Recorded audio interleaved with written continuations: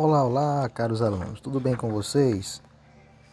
Meu nome é professor Nick e nós iremos hoje dar continuidade à nossa aula de ciências, falando hoje um pouco sobre dois dos principais grupos dentro de invertebrados, que é artrópodes e equinodermos.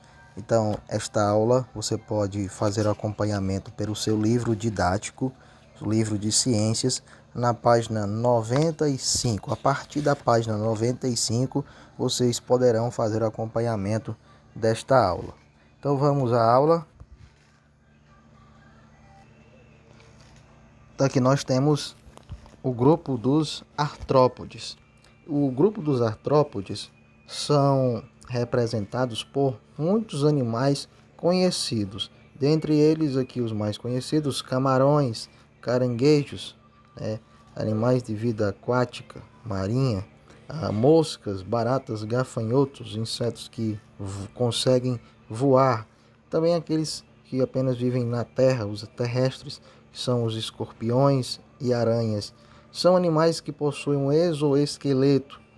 Eles têm um exoesqueleto, um esqueleto que é pelo lado externo, pelo lado de fora.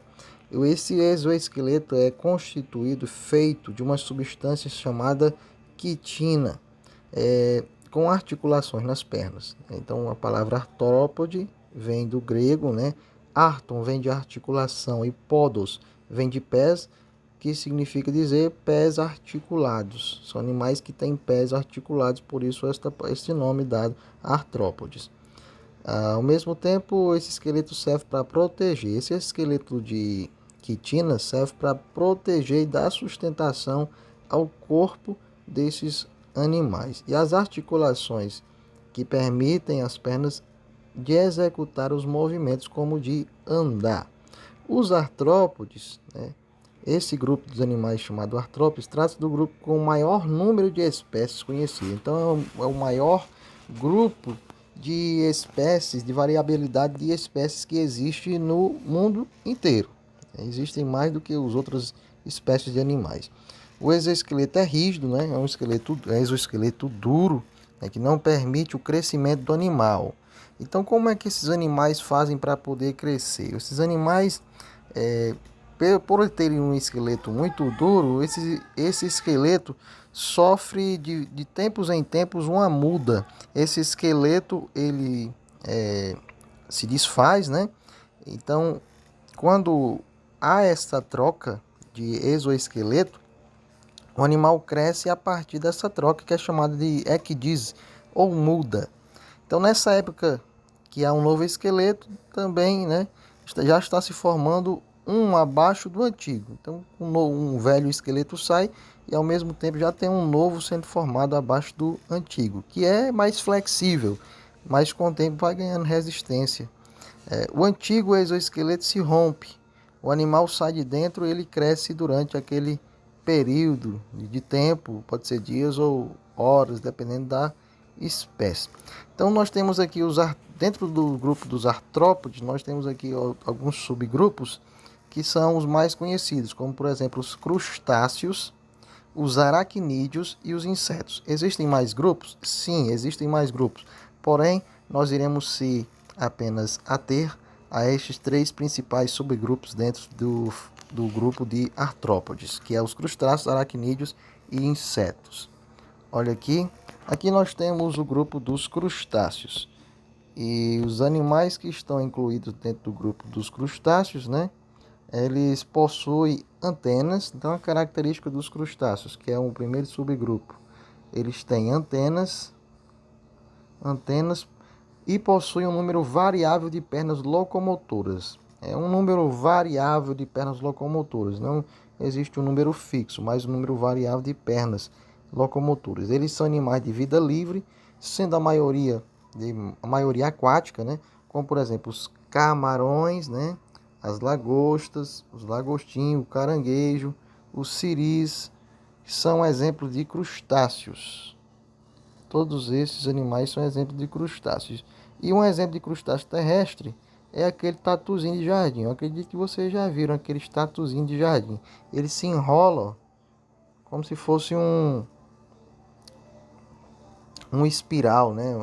Ele faz uma proteção assim, se enrola, aquilo ali é um crustáceo. Por que que é um crustáceo? Porque ele tem antenas, ele possui um número variável de pernas, né?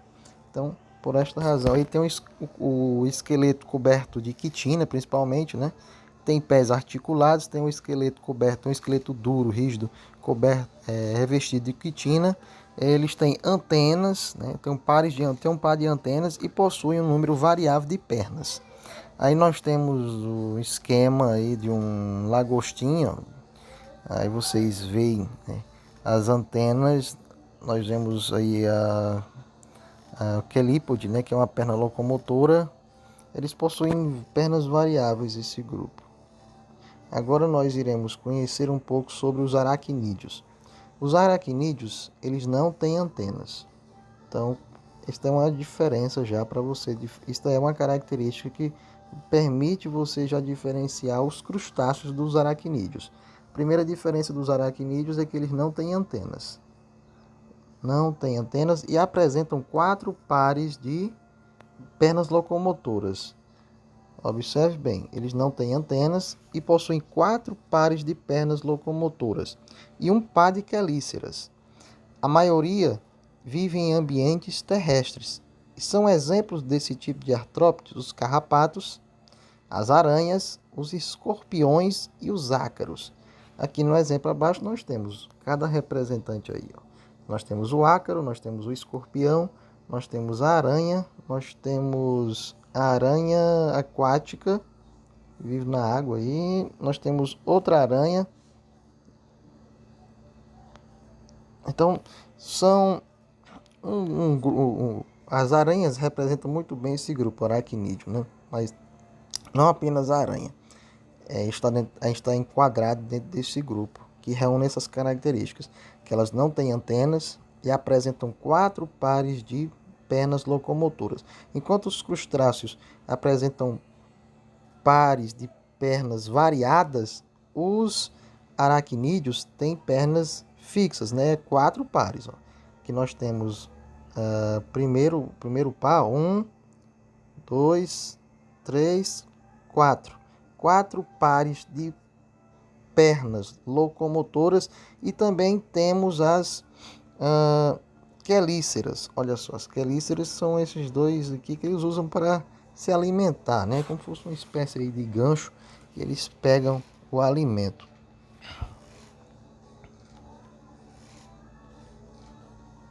E aí no exemplo nós temos uma caranguejeira, uma aranha caranguejeira. Agora vamos passar para o próximo slide. Nós temos o terceiro grupo. Esse terceiro grupo é chamado de insetos. Quem nunca viu um inseto, né? Os insetos têm algumas características, né? Que é ter um par de antenas. Eles têm um par de antenas. Todo inseto vai ter um par de antenas. E 3 pares de pernas. Então as aranhas também têm antenas, certo? As aranhas não têm antenas, mas os crustáceos têm antenas. Então os insetos também têm antenas. Então o que diferencia é que eles têm 3 pares de pernas.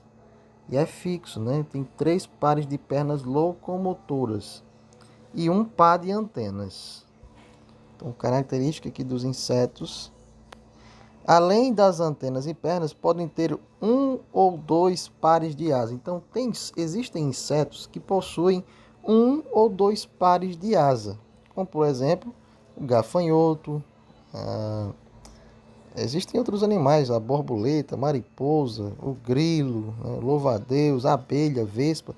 Todos esses insetos eles possuem asas. Existem os insetos terrestres, mas existem também os insetos que conseguem voar. Os insetos conseguem voar porque alguns possuem asas. Os insetos que têm asas são os únicos animais invertebrados que conseguem voar. O grupo dos insetos inclui, entre outros, mariposa, borboleta, barata, grilo, cupins, pulga, piolho, besouro, joaninha. Então, é um grupo bastante, né, com bastante espécies. É o maior, na verdade, é o maior grupo existente na face da Terra, né? É o grupo dos insetos. Dentro de artrópodes, o grupo dos insetos, o subgrupo dos insetos é o maior grupo, que tem a maior variação de espécies. E aqui abaixo nós temos, exemplo aqui, a formiga, a libélula, a traça, o gafanhoto, o besouro, a pulga, o percevejo, o louva-a-Deus, a tesourinha e a mariposa.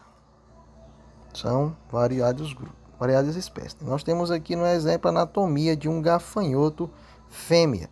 Então, a reprodução dos insetos envolve fecundação interna. Então, a fecundação dos insetos ocorre dentro, né, do sistema ali reprodutivo do animal, do inseto. As fêmeas das maioria das espécies põem ovos. Em algumas, porém, elas retêm os ovos no corpo até o nascimento. Durante a vida de um inseto, dependendo da espécie a qual se pertence, pode acontecer metamorfose ou não. Então, o inseto pode ocorrer ou não metamorfose, a transformação.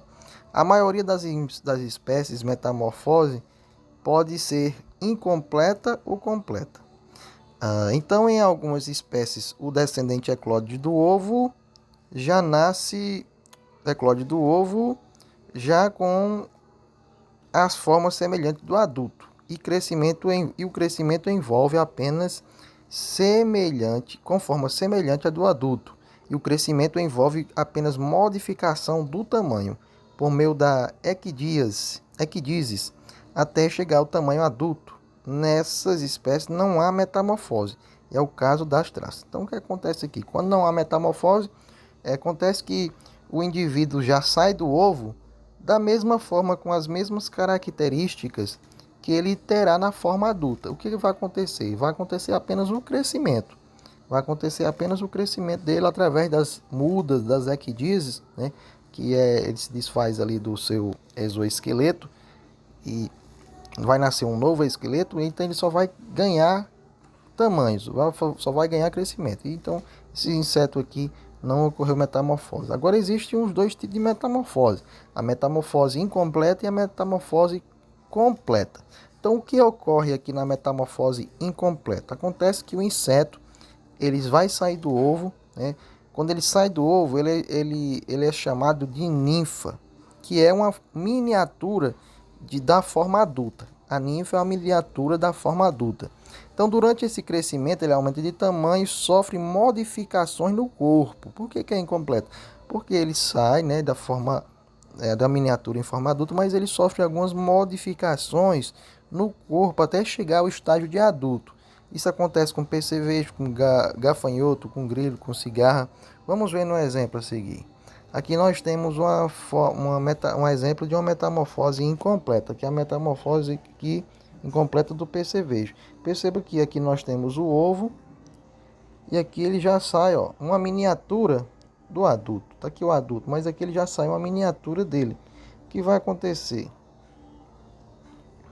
Vai acontecer que ele vai, né, sofrer apenas algumas modificações, ó. Vai sofrer apenas algumas modificações, como de tamanho, ó. Aqui ele não tem asa ainda, né? Mas ele vai sofrer algumas modificações até chegar a este estágio aqui. Então ele disse que foi uma metamorfose incompleta. E qual é a diferença entre a metamorfose incompleta para a metamorfose completa? O que acontece é que na metamorfose completa, o indivíduo ele sai do ovo e ele sai, não é na forma de ninfa, aqui está a ninfa, sai na forma de larva. E aqui nós temos o exemplo, a lagarta, né, que vai se transformar em uma borboleta, que é um indivíduo adulto. Então, nesse caso, nós temos aqui o ovo, a larva, certo? A larva. Essa larva vai entrar no estado chamado pupa, né? Então, quando ele entra nesse estágio chamado pupa, essa pupa vai se crisalizar, vai ali entrar ali num estágio de enrijecimento, vai ficar ali crisálida. Depois de um certo período de tempo, de dentro dessa capa protetora vai sair um indivíduo adulto, que é a borboleta. Então nós vemos aí, a primeira é uma larva, que não se parece nada com adulto, não tem nada a ver, essa larva não tem nada a ver com esse indivíduo adulto, ó. Por isso que é completa, diferentemente da incompleta, porque a ninfa se parece com o indivíduo adulto. Então, na metamorfose incompleta, no ovo vai se transformar numa pupa, essa pupa, ou no ovo vai se transformar numa larva, essa larva que não se parece nada com adulto, depois vai sofrer algumas equidíase, a larva vai estar bem maior, depois vai entrar no estágio de inatividade, chamado pupa, e depois desse estágio chamado pupa, ele vai sair um indivíduo adulto, que é chamado também de ímago. Aí dentro desse grupo, dentro do grupo dos insetos que sofrem metamorfose completa, estão as abelhas, besouros e formigas, joaninhas, borboleta, pernilongo, púrpuras, né? São vários. E aqui nós temos, além dos crustáceos, aracnídeos e insetos, há também há outros grupos de artrópodes. Então, pessoal, dentro do grupo ainda além dos crustáceos, aracnídeos e insetos, também há outro grupo de artrópodes. Exemplo de animais que pertencem a alguns desses grupos dos artrópodes são os pilhões de cobras, lacraias e as centopeias, né? Todos esses outros animais pertencem a outros grupos de artrópodes. Equinodermos, um outro grupo agora que é diferente agora do grupo dos artrópodes, né? As centopeias, os equinodermos são representados aí pela estrela do mar. As estrelas do mar são às vezes encontradas na praia. São animais que vivem em ambiente marinho e que se movimentam lentamente debaixo da água com auxílio de muitos pequeninos pés espalhados.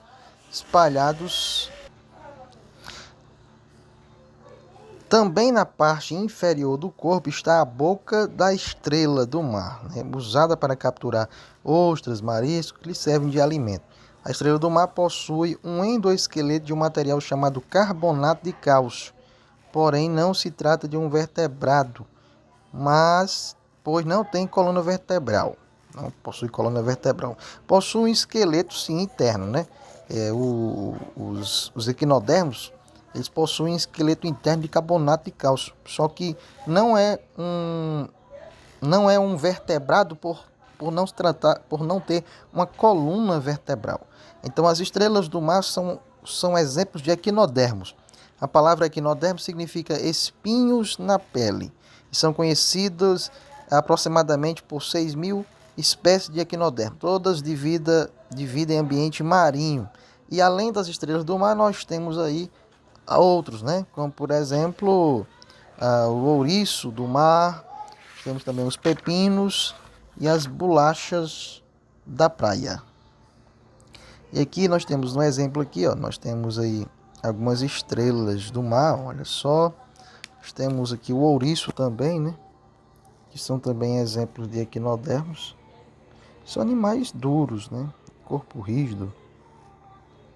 Aqui, ó, pepino do mar, a bolacha, e aqui são várias estrelas.